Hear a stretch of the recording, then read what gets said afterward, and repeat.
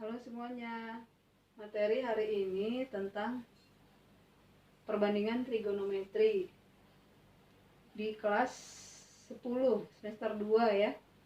Nah, di sini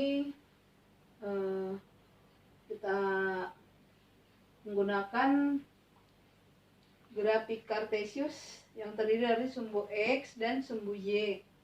Kemudian grafik ini dibagi 4 yang terdiri dari kuadran 1, kuadran kedua, kuadran ketiga, kuadran keempat. Kemudian di kuadran pertama ini sebelumnya ada titik P. Titik P ini berkoordinat X, Y. Nah, sekarang kalau kita gambarkan dengan sebuah segitiga, maka ini X-nya berarti sepanjang X, Y-nya berarti kesininya sepanjang Y. Kemudian dengan menggunakan teorema Pythagoras bahwa ini sebagai sisi miring ini adalah X kuadrat ditambah Y kuadrat sama dengan R kuadrat, atau R adalah ini sepanjang R-nya jari-jari gitu ya. Nah, sekarang titik P di kuadran pertama, kemudian titik ini juga diproyeksikan ke kuadran kedua. Kita sebut namanya titik P aksen ya, menjadi min X, Y. Kenapa min X, Y? Karena koordinatnya terdiri dari ini sepanjang ini min X, sepanjang ini Y.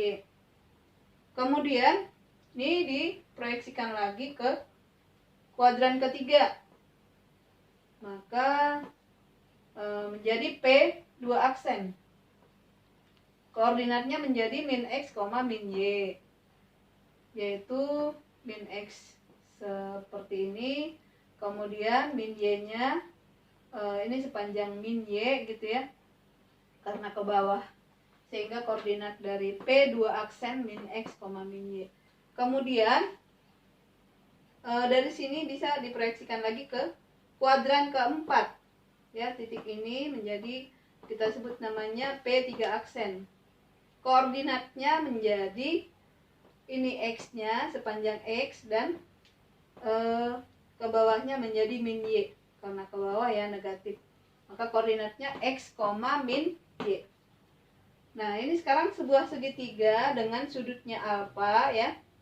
Kemudian dengan memahami perbandingan trigonometri ya, kalau misalkan sudut pandang, ini kita sebut sudut pandang, memandang dari alfa ya. Jadi kalau menentukan perbandingan trigonometri, kamu lihat letak sudutnya. Kalau di sini berarti ini namanya depan sudut, jadi kita tulis D ya. Kemudian kalau samping sudut yaitu X. Kemudian ini sisi miring, kita sebut namanya mi. Ini tadi samping sudut kita sebut namanya sa. Nah, jadi maka perbandingan trigonometri kita tulis pada kuadran pertama bahwa sin alfa adalah sin itu sin demi. Artinya sin alfa sama dengan depan per miring, berarti Y per R. Kemudian cos alfa sama dengan sa per mi, berarti X per R. Kemudian tangen alfa, karena perbandingan trigonometri itu sin alfa, cos alfa sama dengan berapa gitu ya. Kemudian tangen alfa, atau kita tulis tan ya, tan alfa sama dengan D per sa, jadi Y per X. Nah, di sini juga sin alfa mempunyai kebalikan ya, mempunyai kebalikan yaitu kosekan, atau ditulis CSC. Alfa tinggal balik R per Y. Kemudian kebalikan dari cos alfa yaitu sekan, kita tulis SEC alfa, tinggal balik R per X. Sedangkan tangen alfa Y per X kebalikannya CTG, kotangen alfa sama dengan X per Y. Nah, inilah perbandingan trigonometri di kuadran pertama. Sedangkan di kuadran kedua, kita lihat segitiganya. Jadi nanti untuk memahami bahwa ini sama juga dengan sudut alfa, atau dari sini ya, dari 0 sampai ke sininya 180. Jadi kalau sudut nanti kalau sudah menghitung perbandingan, sudut 100 alfa itu sama juga dengan 180 kurang alfa nantinya ya.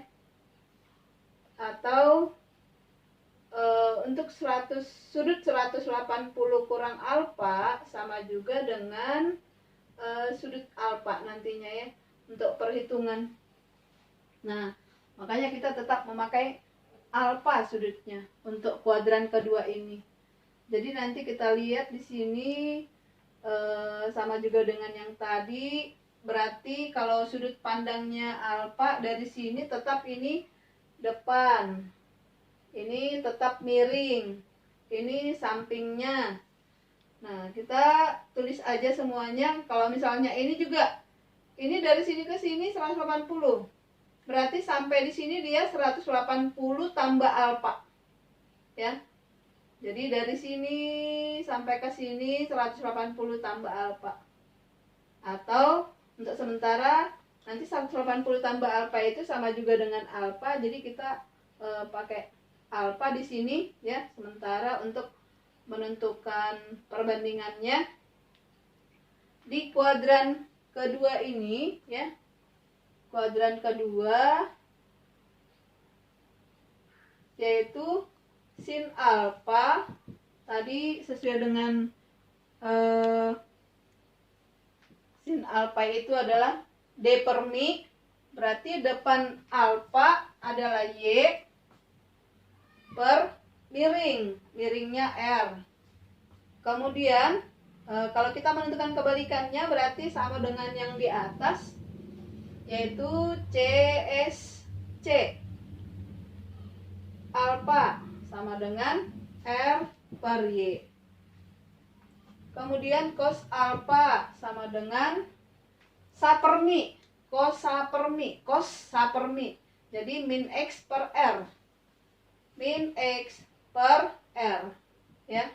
Kemudian kebalikannya SEC atau sekan alfa sama dengan, nah ini min itu boleh di mana aja, jadi min R per X.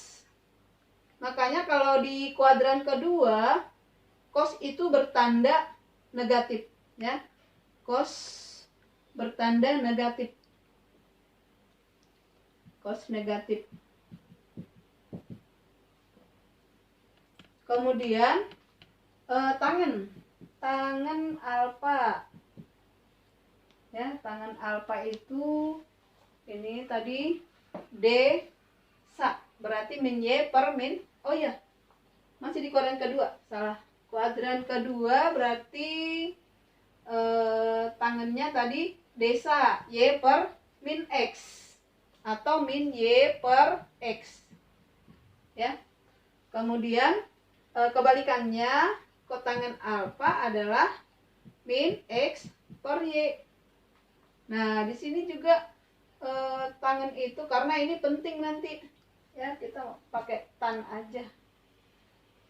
Tanda-tanda ini nanti untuk perhitungan harus dipahami. Oh iya, tan dan kebalikannya gitu ya. Ini juga cos dan kebalikannya negatif. Kemudian tan dan kebalikannya negatif ya. negatif. Nah itu seperti itu. Kemudian di kuadran ketiga, saya tulis di sini aja. Kuadran ketiga itu sin alfa sama dengan, karena dia sekarang min X dengan min Y, sin alfa berarti ini alfa, berarti ini depannya, ini samping tetap, ini miringnya ya. Maka sin alfa sama dengan min Y per min X ya. Kemudian kalau ditanya lagi kebalikannya, CSC alfa sama dengan, oh iya, sin alfa kok salah ya, aduh salah, ini tadi min Y per R, berarti kosekan alfanya menjadi min R per Y. Jadi kalau di kuadran ketiga, sin itu, sin dan kebalikannya ya, sin dan kebalikannya bertanda negatif. Kemudian ya, sama dengan yang tadi, kemudian cos alfa sama dengan min X per R. Maka kebalikannya sekan alfa sama dengan min R per X. Nah ini juga bertanda negatif ya. Kemudian tangan alfa ya, kita tulis tangan alfa adalah min Y per min X, atau min bagi min plus, jadi Y per X. Nah kebalikannya, kotangan alfa sama dengan, kebalikannya min X per min Y, atau X per Y, jadi positif. Maka di sini tan dan kebalikannya positif ya. Kemudian di kuadran keempat, yaitu sekarang dia X-nya positif, Y-nya negatif. Maka kalau kita tentukan sin alfa, yaitu ini sudutnya memandang dari sini, berarti ini depannya, ini sampingnya, ini miringnya ya. Sin alfa D per mi min Y per R ya. Kemudian dari sini kita tuliskan kebalikannya, kosekan CSC alfa ya sama dengan min R per Y. Jadi di sini dia sin itu di kuadran keempat dia bertanda negatif. Kemudian cos alfa, kosinus ya, kosinus alfa, sinus alfa gitu ya. Cos alfa X per R. Kemudian kebalikannya sekan alfa adalah R per X. Nah, di sini cos di kuadran keempat cos bertanda positif ya, sama dengan kebalikannya. Kemudian tan alfa, tan itu D sa, berarti min Y per X, atau di sini kebalikannya kotangan alfa sama dengan min X per Y. Jadi tan dan kebalikannya sama-sama bertanda negatif. Nah kalau kita lihat di sini, jadi tujuannya apa ini untuk tanda-tanda kalau nanti menentukan sudut-sudut istimewa gitu ya, menentukan sudut-sudut istimewa. Karena sebelumnya udah dijelaskan bahwa sin 30 itu sin 30 derajat sama dengan setengah cos 45 derajat setengah akar 2 gitu ya. Setengah akar 2 kemudian dan seterusnya sudut-sudut istimewa yang di bawah 90 derajat ya. Misalkan di kuadran pertama kita masih sudut-sudut istimewa masih antara 90 derajat. Kalau di kuadran kedua sudah lebih dari 90. Nah, kemungkinan nanti di sininya sudah ditanyakan misalkan sin 120 derajat. Ya. Sin 120 derajat. Nah, kamu di sini menggunakan rumus-rumus nantinya di sini ada. Kalau misalnya di sini masih batas sampai 90, kalau untuk kuadran kedua ya udah lebih dari 90 atau 180 kurang alfa ya. Ini kan 180 kurang alfa di sini. Kemudian kalau di kuadran ketiga kita sebut nantinya 180. Dari sini sampai sini kan 180. Kalau misalnya lebihnya berarti 180 tambah alfa ya. Kemudian kalau misalnya sampai kuadran sini, kalau satu putaran kan 360. Berarti kalau di kuadran keempat masih bisa dikatakan 360 kurang alfa ya. Nah, itu yang kita pakai nanti menghitung nilai dari sudut-sudut yang lebih dari 90, yang lebih dari 180, yang lebih dari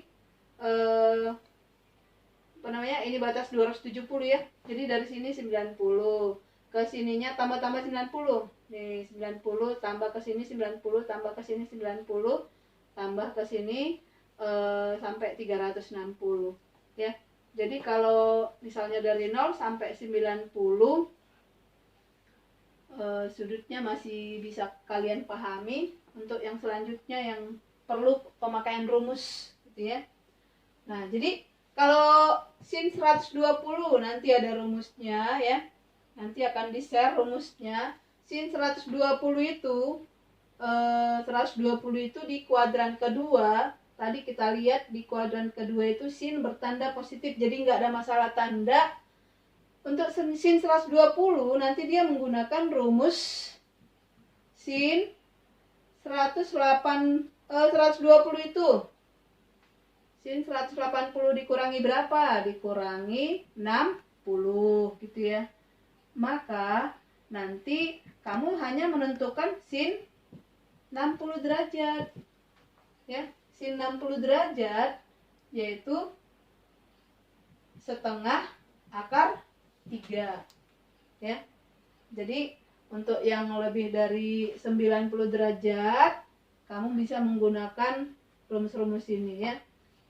Nanti akan saya share rumusnya untuk menentukan misalkan sin yang lebih dari 90 ya. Kita pakai rumus 180 dikurangi alfa sama dengan sin alfa. Kemudian cos 180 dikurangi alfa. Ini adalah cos. Ini berarti di kuadran kedua. Di kuadran kedua kita lihat di sini cos bertanda apa? Negatif ya. Berarti min cos alfa. Kemudian tan 180 dikurangi alfa sama dengan ya. Di kuadran kedua ini 180 kurang alfa ini masih di kuadran kedua ya. Di kuadran kedua kita lihat tan bertanda negatif. Nah, ini kegunaannya min tangen alfa. Jadi seperti yang tadi kalau misalnya kita ya yang bertanda min. Kalau misalnya kita menentukan cos 120 derajat. Berarti cos 120 derajat adalah cos dari 180. Nih rumusnya nih ya. Nanti yang dihitung cos alfanya. 120 180 dikurangi 60 gitu ya. Maka kita menentukan hanya menentukan min cos 60 sama dengan min setengah ya. Cos 60 setengah. Kemudian tan 120 derajat. Tan 120 derajat adalah tan 180 dikurangi 60 derajat. Sama dengan min tan 60. Nah, kamu udah memahami sudut istimewa tan 60 itu adalah akar 3. Maka ini min akar 3 ya. Nah, udah sampai di sini perhitungan daripada perbandingan trigonometri ini ya. Tujuannya nanti untuk menentukan sudut-sudut yang lebih dari 90 ya. Kemudian untuk yang lebih dari 180, yang lebih dari 180, lebih dari 180 derajat, berarti nanti ada rumusnya sin 180 ditambah alfa sama dengan di kuadran ketiga, berarti kuadran ketiga. Nah, makanya di sini perlu tanda-tandanya ya. Kuadran ketiga, kamu lihat tadi dia sin itu bertanda negatif ya. Berarti ini min sin alfa ya. Kemudian cos 180 ditambah alfa. Berarti cos di kuadran ketiga, bertanda negatif. Maka ini kita ambil sudut istimewanya alfa min cos alfa ya. Kemudian tan 180 tambah alfa sama dengan tan itu di kuadran ketiga bertanda positif, berarti tetap dia tan alfa ya. Kalau kita ambil sudut yang berada di kuadran ketiga, berarti 180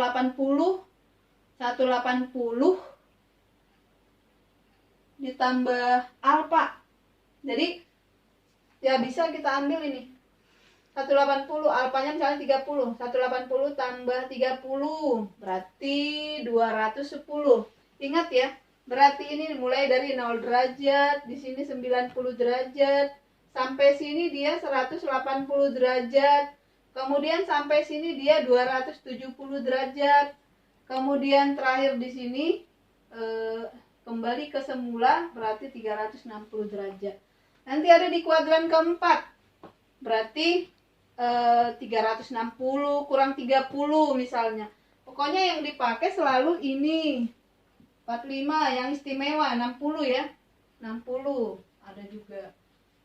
Jadi 360 dikurangi 60, berarti nanti bisa ditanya 300, sin 300 itu di 300 derajat, berarti di kuadran keempat gitu ya. Nah, jadi kita ambil contoh tadi yang di kuadran ketiga. Di kuadran ketiga itu misalnya 180 tambah 30 ya.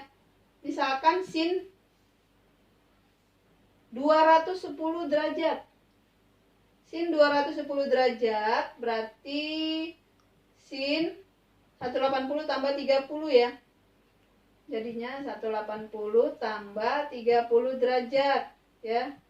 Nah, di sini sin bertanda negatif. Jadi min sin 30 derajat sama dengan min setengah. Kemudian cos 210 derajat. Jadinya cos 180 ditambah 30 derajat. Ya. Di sini juga cos di kuadran ketiga, cos bertanda negatif. Jadi min cos 30 derajat. Jadi min setengah akar 3. Kemudian tan 210 derajat sama dengan tan 180 ditambah 30 derajat ya. Sama dengan di sini dia bertanda positif di kuadran ketiga. Jadi cukup kamu tulis tan 30 derajat sama dengan 1/3 akar 3 ya. Nah, kira-kira sekian ya pemahaman tentang perbandingan trigonometri ya. Terima kasih.